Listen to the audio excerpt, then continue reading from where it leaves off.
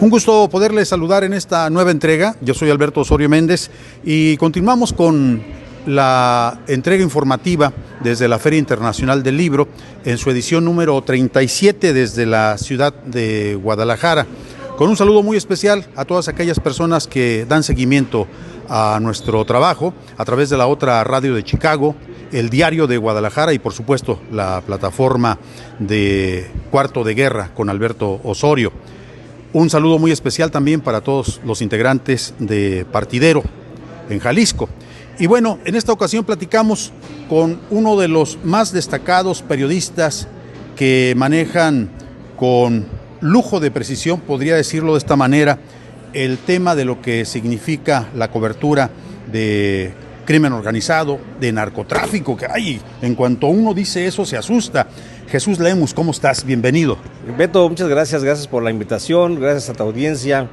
Pues aquí estamos, fíjate, en esta feria, mi quinta feria del libro, en la que participo con esta ocasión con el libro Los Días de la Ira, que vengo a presentar, que no es otra cosa más que un compendio de la violencia que padecemos los periodistas, tú sabes de eso, y por supuesto una narración de hechos desde adentro del propio periodismo. Gracias. Y aquí estoy con mucho gusto para platicar contigo, Beto. Muchísimas gracias. Platícanos qué es lo que trae esta entrega de este nuevo libro, Los Días de la Ira.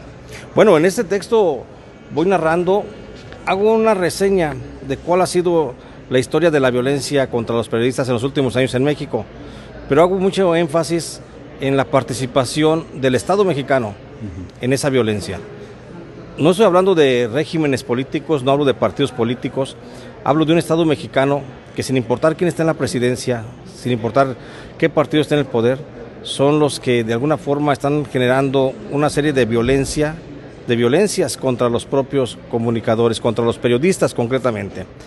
Y a partir de ahí, hago una diserción de cómo está integrado el gremio informativo en México. ¿Quiénes son los periodistas? Es lo mismo un periodista que un reportero, que un comunicador, que un youtuber, etcétera.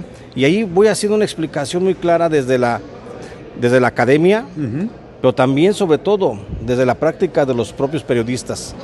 Yo creo que todo mundo, en México, hablamos de la violencia contra los periodistas, pero pocas veces creo que los periodistas agredidos se habían reunido para hablar de sus propias afectaciones. Entonces, en este caso, este libro, digo, es una explicación de la violencia contra los periodistas narrada por los propios periodistas. Por ejemplo, ¿testimonios de quiénes? Hay muchos testimonios de familiares de muchas personas. Cuento una treintena de casos, pero narradas por los periodistas que son perseguidos, encarcelados, desplazados. Pero también cuento narrada por los familiares de los periodistas desaparecidos y de los periodistas asesinados. Hay una serie de periodistas, no me atrevería a decir un nombre para no dejar fuera sin mencionar otros nombres de periodistas, pero es un desfile, como decía Marco Antonio Viña, es un catálogo de agresiones a la prensa. Es un compendio, es el manual del propio Estado mexicano de cómo ha ido eliminando intenta eliminar la libertad de expresión y cómo ha ido eliminando a algunos periodistas. ¿Qué resulta, a tu juicio, después de este compendio, qué resulta más peligroso? ¿El propio Estado o el crimen organizado? No, espérame, es algo más peligroso que eso. Algo más peligroso. Sí es cierto que el crimen organizado y el Estado mexicano y esa colusión entre crimen organizado y Estado es lo que nos tiene bocabajeados a los periodistas. Pero todo esto resulta algo más peligroso, la autocensura. Que por miedo, por esa agresión que tenemos y que somos constantes de amenazas, los propios periodistas, lo que finalmente resulta es una autocensura. En México hay muchos periodistas, pero no todos quieren hacer periodismo. Mira, somos en México 252,000 personas que de alguna forma estamos conectadas en nuestro trabajo con el periodismo. 262,000 personas que trabajamos en alguna de las ramas de la información y de la comunicación. Pero son menos de 500 periodistas, somos menos de 500 periodistas los que realmente hacemos un trabajo informativo todos los días. De calidad. De calidad, claro. Y de esos 500 periodistas, no somos ni siquiera 70 periodistas los que hacemos el trabajo y el soporte informativo de toda la nación. Híjole. O sea, 70 periodistas de 262,000 Entonces quiere decir que somos bien poquitos los que estamos cargando el peso de todo un gremio informativo, donde hay una cúpula que se beneficia, se enriquece, tiene prebendas al venderse como periodistas, y que realmente los periodistas que estamos abajo, los que estamos haciendo el trabajo informativo de todo el gremio, pues realmente no nos toman en cuenta y no tenemos ni siquiera un beneficio económico, porque vivimos en la peor de las precariedades laborales de todos los gremios en México. ¿Tienes idea de cuánto es lo que podría estar ganando en este momento un periodista o un reportero de línea? Claro que sí, y ahí lo digo en este libro, aquí lo voy explicando de manera muy clara. Un periodista de primera línea, por ejemplo, a nivel de El Universal, del Excelsior o de Reforma, está ganando entre jodidamente 45,000 pesos mensuales hasta 70,000 pesos mensuales. Periodistas, sin ser de los grandes columnistas que ganan 150 o 160,000 pesos mensuales. Pero en promedio, de primera línea, están ganando arriba de los 50,000 pesos mensuales.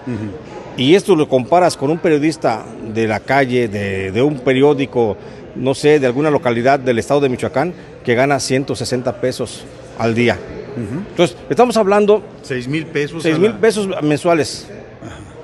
¿En dónde queda ese equilibrio de sueldos entre los periodistas? Y eso hace que los periodistas que hacen el verdadero periodismo en los lugares de mayor riesgo sean los que ganan menos, y sean los que trabajan más, y sean los que se exponen más.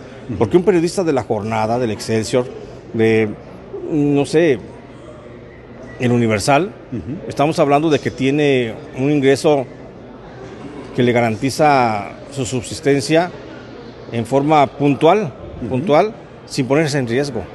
Entonces, ellos escriben desde la Ciudad de México, y desde la Ciudad de México reportan lo que sucede, por ejemplo, en Michoacán, en Jalisco, en Guerrero, en Zacatecas, en Chihuahua, en Chiapas, los lugares más peligrosos del país. Todo el país es peligroso, pero de ahí reportan los grandes medios y se nutren con la información de un periodista que gana 6,000 pesos mensuales. Bueno, ya nos dabas esta panorámica. Sí. Mira, Jesús, a mí me da mucho gusto, y te lo digo como compañero de oficio, de profesión, que también hay una polémica. ¿Qué es un periodista? ¿Es una persona que ejerce un oficio, como el carpintero, como el carnicero, o es un profesionista? Y luego, a mí me da mucho gusto en particular verte aquí en la Feria Internacional del Libro. Seguramente que en las cercanías de cualquier Navidad no se piensa lo mismo cuando estás desde una prisión de alta seguridad, como fue tu caso cuando estuviste encarcelado. Me imagino que por órdenes directas de la gente de Felipe Calderón Hinojosa y de una persona que tú conoces muy bien. ¿Cuál es tu punto de vista? ¿Cuál es tu reflexión? Bueno, creo que ahorita que hablas de la reflexión de la cárcel y de la Navidad, pues claro que nunca. Estar en la cárcel es estar muerto en vida, y lamentablemente esa práctica de llevar a los periodistas a la cárcel existe. En México somos 25 periodistas, y aquí cuento las historias y los casos de 25 periodistas que hemos estado en la cárcel. Yo soy el único periodista que ha estado en una cárcel federal por órdenes del presidente Felipe Calderón en su momento. Pero hay otros que han estado en cárcel. ¿Quién cumplimentó esa orden? Esa orden la cumplimentó Genaro García Luna y, por supuesto, la Fiscalía General de la República. ¿Y por qué te ganaste, por decirlo de manera elegante, por qué te ganaste ese premio? Bueno, fui a pasar una beca, que le llamo yo la beca Felipe Calderón, porque fueron 3 años de encierro, pero también de mucho aprendizaje con los delincuentes más importantes de México. Y digo aprendizaje en el tema de conocer cómo es la entraña de la delincuencia organizada. Me pasé 3 años, y eso fueron cortesía del presidente de la República, Felipe Calderón, porque expuse los nexos que había de corrupción entre miembros de su familia, como Luisa María Calderón Hinojosa, con el crimen organizado. Hoy todo el mundo dice sin mayor problema, es que el gobierno de Felipe Calderón estuvo ligado al narcotráfico. Pero nadie se aventó 3 años metido en la cárcel. Pero nadie se aventó 3 años. Y nadie lo dijo, como yo lo dije en su momento. Y yo me aventé 3 años, yo pagué la factura por eso. Y yo siento que yo pagué el derecho a seguir hablando del tema. Entonces, sí estamos en una situación muy difícil en México. Espérame tantito, déjame interrumpirte. Insisto, danos una pequeña pista de lo que ocurre con una persona como tú, enterada de lo que son los nexos del crimen organizado con una familia presidencial previo al festejo de una Navidad.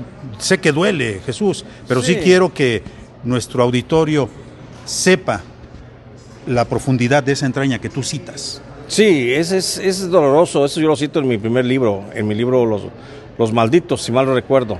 Cito yo la dureza de la cárcel y lo difícil que resulta a veces que te arranquen de tu cotidianidad, de tu vida de libertad, de tu vida de familia, de una vida, de un trabajo honesto, modesto pero muy honesto, por supuesto, y que te arranquen de la noche a la mañana de ese entorno y que te lleven a un área de segregación de la cárcel más importante, de que mantiene los reos más peligrosos de México, como fue la cárcel de Puente Grande, que por cierto se encuentra cerrada.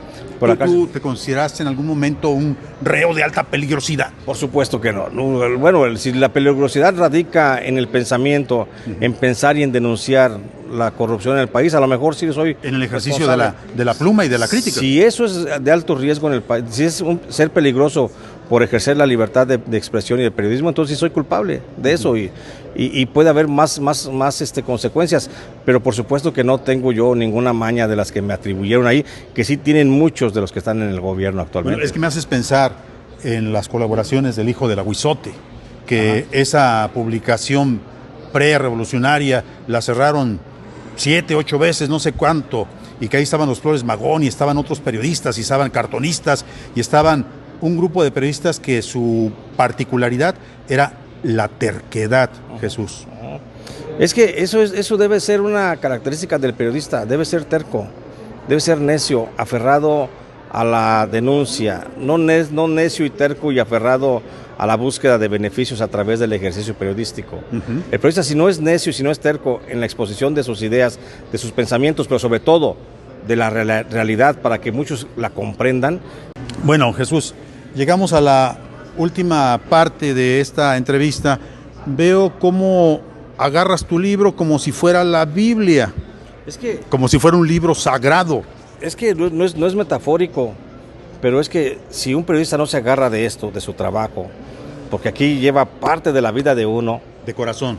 Por supuesto. De formación. De corazón, sí, de formación, y aquí lleva el alma, y aquí lleva todo, porque un periodista que no escribe con sus 5 sentidos y no pone pedazos y jirones de su alma en el texto, no tiene sentido. El lector lo siente cuando escribe un apasionado, y esto para mí, esto es lo único que tengo, esto es lo mejor que tengo en la vida, el ejercicio periodístico. Y este libro, por ejemplo, me costó mucho, duré 5 años en escribirlo. Los días de la ira. Los días de la ira, porque estamos viviendo nuestros propios días de la ira los periodistas, porque seguimos siendo víctimas de una ola de violencia que viene arrastrándose desde el 2000, y de más atrás a lo mejor, pero nada más hago un corte de caja desde el 2000 al 2023. Insisto, no me pongo a revisar conductas o procedimientos de los regímenes de gobierno por los que ha pasado al frente de la presidencia de la República. Simplemente cómo ha actuado el Estado. Y el Estado sigue siendo, hoy como ayer y como más atrás, sigue siendo igual de pernicioso para los propios periodistas. Ok. ¿Cuántos libros llevas publicados?